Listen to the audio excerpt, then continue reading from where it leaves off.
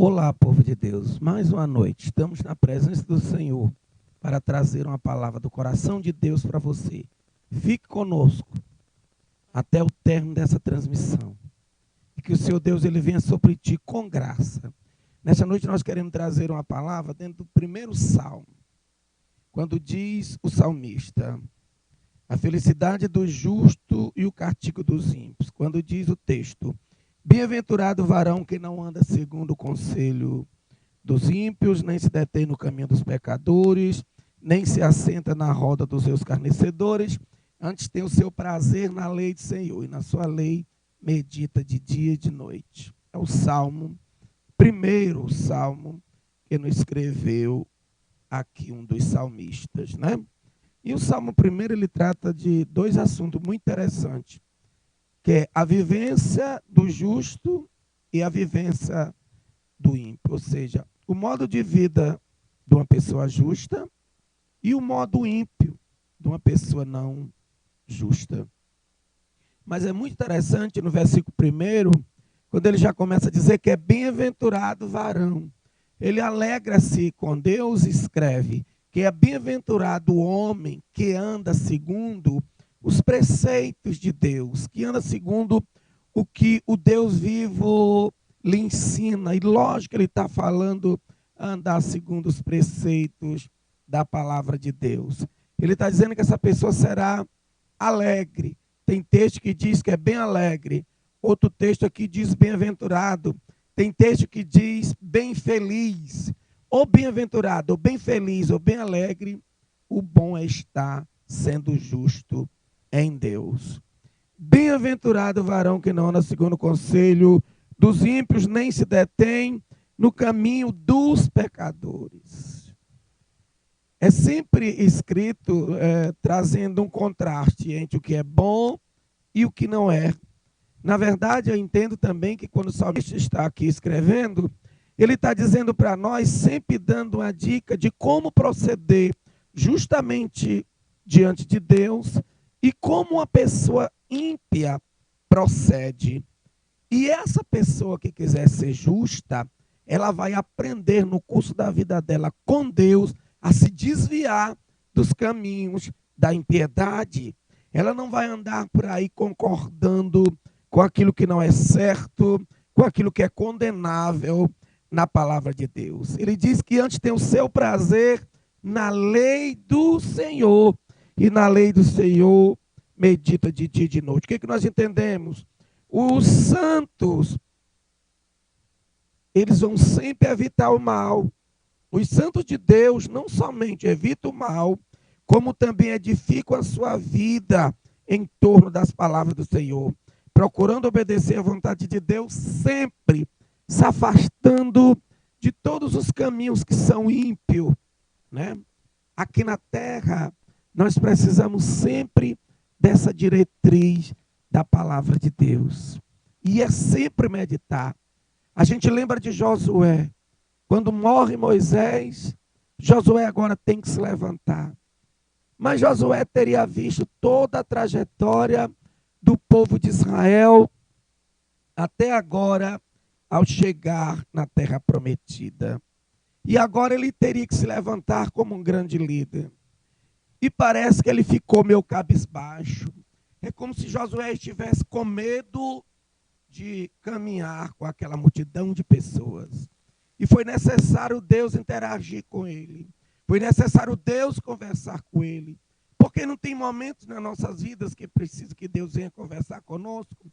Porque nós, como seres humanos, precisamos sempre de uma palavra rema da parte de Deus. Às vezes já se lê, já se ora, tem um bom conhecimento, mas às vezes é essencial que Deus venha falar conosco, trazendo uma palavra aos nossos corações. Por isso que ele diz que cabe a esta pessoa que quer ser justa ter alegria, ter prazer na lei do Senhor. E de repente Deus vem a Josué e diz: ó, Josué, faz como tudo está escrito, para que tu vá bem. Quer dizer, se Josué fizesse conforme o que estava escrito na palavra, se os titãs da palavra, eles fossem Prestados bem atenção por Josué. Josué seria sempre um homem alegre na presença de Deus. Porque o nosso Deus, ele procura pessoas que sejam justas. Pois será como árvore plantada junto ao ribeiro das águas, na qual dá o seu fruto na estação própria, cujas folhas não caem, e tudo quanto fizer prosperará. O salmista aqui ele faz uma comparação do justo como uma árvore plantada junto aos ribeiros das águas. E nós sabemos que esse ribeiro das águas é o Espírito Santo. Esse ribeiro que está sempre pronto para nos ajudar. Ele está falando aqui diretamente para o homem que quer andar segundo os conselhos de Deus. Para aquele homem que quer ter prazer na lei do Senhor. Para aquela mulher que quer se alegrar em Deus. Para o jovem que tem prazer em se alegrar em Deus. É o que ele está a dizer. Que se nós tivermos aqui prazer em buscar a graça de Deus, se alegrar no que está escrito, nós vamos ser como a árvore plantada junto ao ribeiro das águas. O resultado aqui, irmãos, querido que nos ouve, para o crente que anda, ou cristão, ou para quem esteja aí do outro lado nos vendo agora, a alegria de estar em Deus é esta. Você é comparado a uma árvore firmada, uma árvore que foi plantada junto a um grande ribeiro de águas. E nós sabemos que as árvores, elas têm as suas estações de produzir flor, de produzir o fruto, enfim, chegar o tempo da colheita. Pois será como árvore plantada junto ao ribeiro de águas, na qual dá o seu fruto na estação própria. Existem plantas que elas passam muito tempo. Me lembro que nós tínhamos um pé de abacate no nosso quintal. Meu pai o plantou. E foi 8 anos para que ele desse abacates. Quer dizer, não foi logo. O que nós entendemos é que também não se dá fruto da noite para o dia. Porque se nós estamos em Deus, andando segundo os ditames da palavra de Deus, vai ter todo um processo de conhecimento, de aprendizado, de firmeza, porque nenhuma planta plantada junto ao ribeiro das águas, e as águas do Espírito, elas não são águas vazias, elas são águas profundas. Então eu tenho que primeiro nascer para ser essa árvore bem firmada em Deus. Jesus Cristo disse para um homem, ser um novo nascimento. Tu não tem condição de ser quem tu é. Ele disse para um homem, aqui em João, no Evangelho, no capítulo 3. Aquele homem era um doutor da lei, um dos primeiros da sinagoga judaica. E ele, sabendo dos sinais e prodígios que Jesus fazia, ele foi ter com Jesus à noite. E Jesus diz para ele, na verdade, eu te digo que te é necessário nascer de novo. E ele dá alguns exemplos para ele e ele não entende. Porque ele diz, é necessário que eu nasça de novo, voltarei eu a adentrar no ventre da minha mãe para nascer de novo? Não. Ele disse, é nascer da água e do Espírito. Porque, querido, o nosso primeiro nascimento é o nascimento da carne. Nós nascemos do amor do nosso pai com a nossa mãe. Mas o segundo nascimento, nós nascemos para a glória de Deus e para nos tornarmos filhos de Deus. Por isso que o salmista escreve, pois será como árvore plantada junto aos ribeiros de águas. São as águas do Espírito que movimenta o homem para que ele possa nascer de novo. E aí no curso da vida dele, porque isso é um processo, e um processo de crescimento, ele vai crescendo e aí ele começa a dar frutos. E é muito interessante observar sobre frutos, porque a gente só colhe na terra o que a gente planta. Se na sua vida você não tem plantado muita coisa boa, eu te digo, coisa boa tu não vai colher. Mas se tu está plantado junto ao ribeiro das águas, e tu sabe que está plantando coisas boas virá para ti. Os ímpios colherão as suas maldades também, porque não estão plantando coisas boas na terra. Ó, quantos estão matando, roubando o justo. Nesses dias de dificuldade, as pessoas já estão preocupadas com álcool gel e tantas outras coisas. E as pessoas estão sendo infiéis nos preços para com os seres humanos, plantando coisas que não são boas. Mas o salmista diz para o justo, que tiver prazer na lei do Senhor, que se alegrar no Senhor, o resultado para os fiéis, que buscam a Deus e a sua palavra, é ter uma vida no Espírito, uma vez que a água aqui é comumente representada pelo Espírito Santo. Nós já falamos sobre isso. Porque Jesus Cristo, ele disse um dia, a palavra que eu vos falo é Espírito e vida.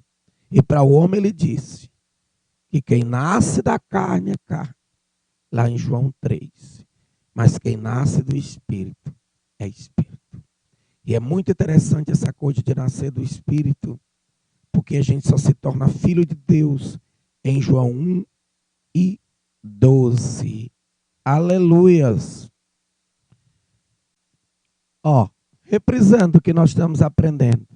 Você vê que no Salmo 1 ele começa dizendo da alegria de alguém estar em Deus. Do varão alegre, do homem que tem prazer na lei do Senhor.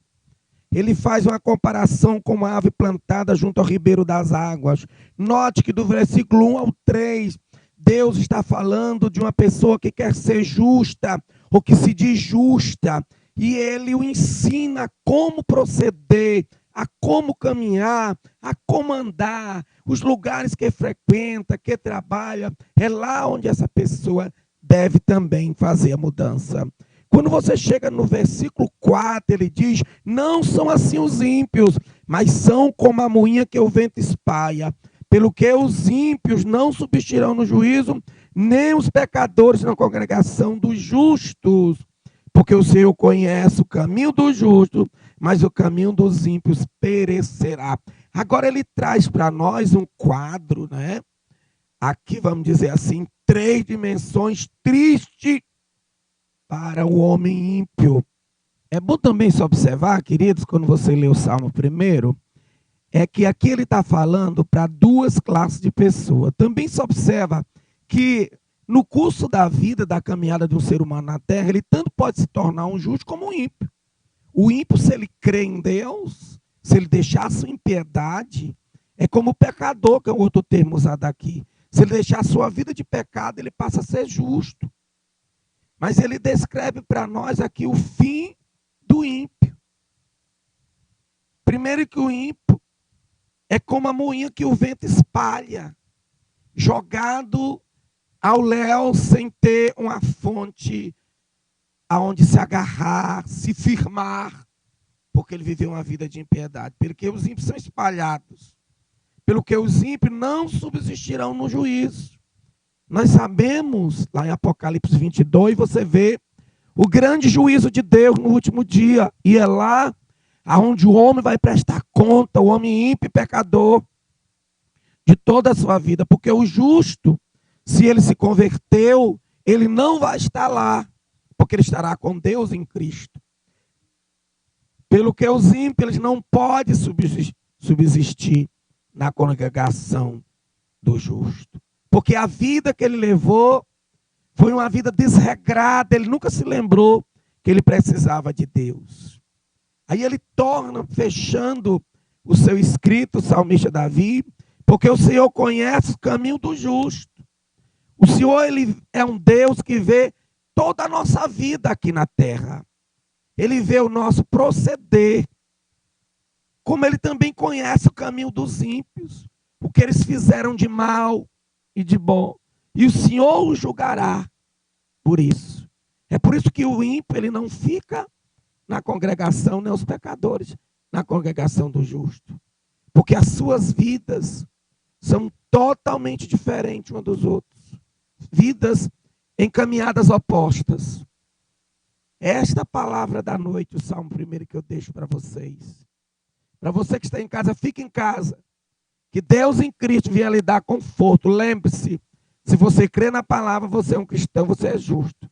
Se você não crer no poder da palavra e no que Deus pode fazer, você corre o grave risco de ser uma pessoa ímpia e descansar no lugar onde Deus não preparou para você. Que Deus em Cristo vos abençoe. Mas o ímpio vai ser julgado pela sua impiedade.